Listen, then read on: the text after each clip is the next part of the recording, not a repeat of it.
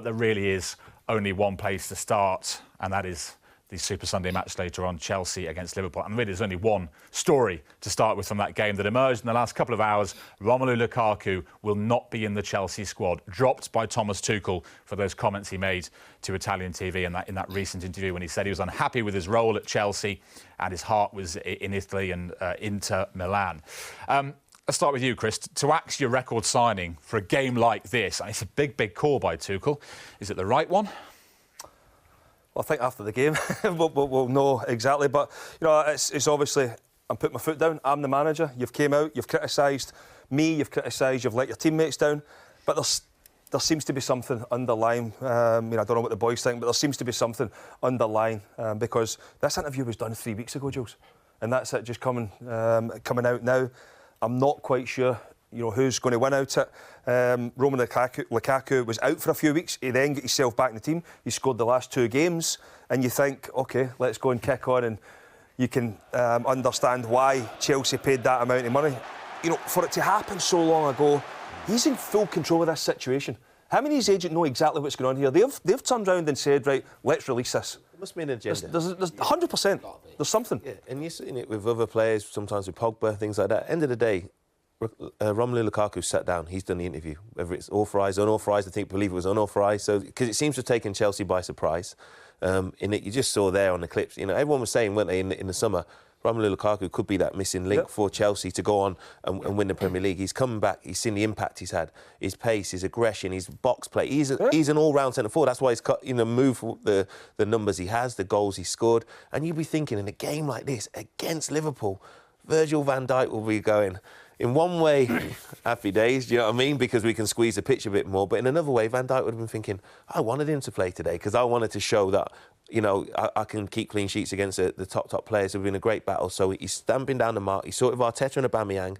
But this is different. To leave Lukaku out in a game like this. See, the other thing, when you think about it, see if this doesn't go to plan, then you've got to look at the manager. It must have come from the top. But there's one thing about Roman Abramovich. Yes, it might come from the top, but it might be a case of, I'm putting my foot down here, I'm the manager, I'm in charge. But if he doesn't get a result today, I mean, what are the City are 11 clear of Chelsea at this moment in time? If you don't get a result, then the pressure's on the manager. Yeah, the difference, though, with Aubameyang was that Arsenal were winning games without him, so it was an easy decision. But can Chelsea succeed without Lukaku, Lee?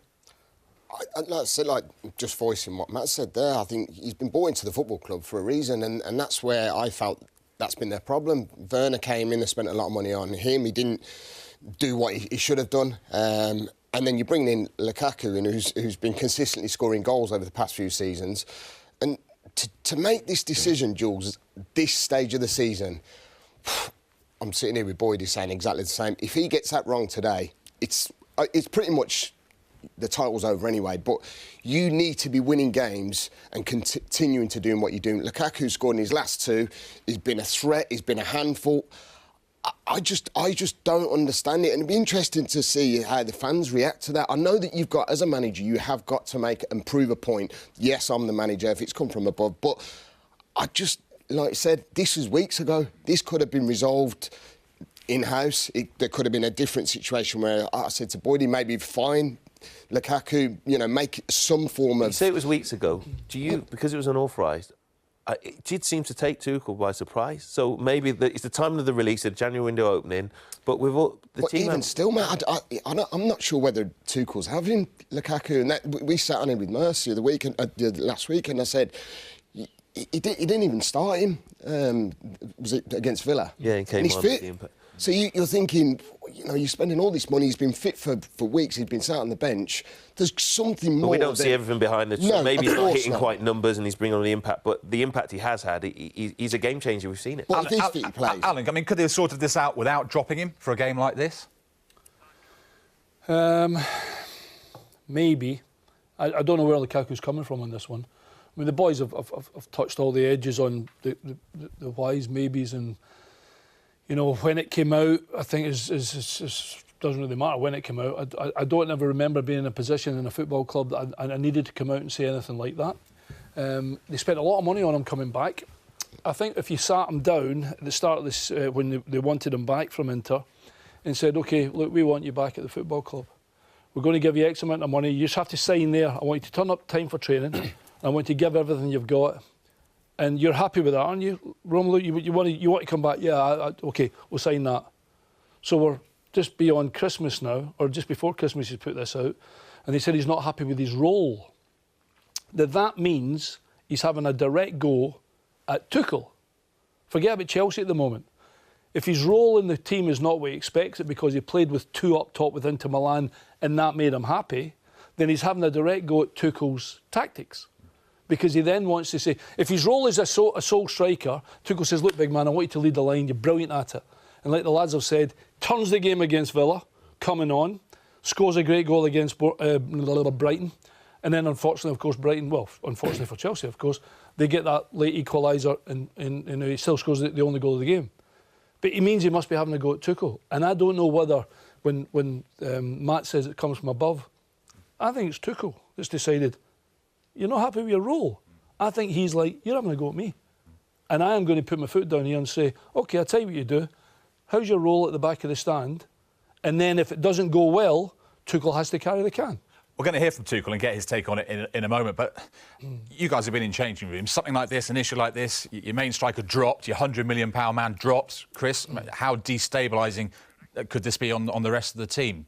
Does it affect his teammates? Well, there's no doubt it's going to affect his teammates, but I think, it's one of those ones where you're looking at it now from a point of view. Thomas Tuchel now is under pressure to get this result today. Well, it'll affect the way they play. Yeah, but what I'm saying, Chelsea. but what you're looking at it now from a point of view of if they don't get a result, he's the one that comes under pressure, and Lukaku is. I told you the way the team's playing, it's not right. If we'd have played like this and I played, we would have had a better chance of winning the game. I don't understand why. And I know as players, you're guarded, and you've got your PR department there, and for the life of me, I just do not understand why this interview. It'll be interesting the way they play today. How it surfaced. Although to be fair, the both fullbacks are out, so it'll be interesting to see how they actually play Chelsea today with no Reece James and no Ben Chilwell, who are going to be missing for a time. Is when you've got the likes of Lukaku in the box, you don't need to think about cutting inside and will I throw it into the box. You cut inside and you get it in the box with the big man. Today, with Werner, Havertz, Pulisic, Ziyech and Hudson-Odoi, that's who Tuchel has to rely on now to make sure. And then incidentally, I don't know how much were they. The guts are 150 million, Havertz and Werner. So you're expecting them to have some goals in them, but neither of them at the moment are firing. I just think if I was in that dressing room now, I'd be absolutely gutted if he's not playing, because you look at, we're talking here with Calvert-Lewin going to come back for Everton. Yeah. You see, Romelu Lukaku he's massive, and you need your best players for your best games. You want to look at it, and against a team that's going to press you as well as anyone, Liverpool, you want an outlet like that, so you want your match winners. But if you go back to what Alan said there, in terms of Romelu Lukaku, at the time, agreeing to the contract, it wasn't that long ago that he sat down and said, this was my dream to come back. But he didn't look unhappy in those clips. I wanted to be back, I wanted to be playing with Chelsea. I was given an opportunity here, it didn't quite work out.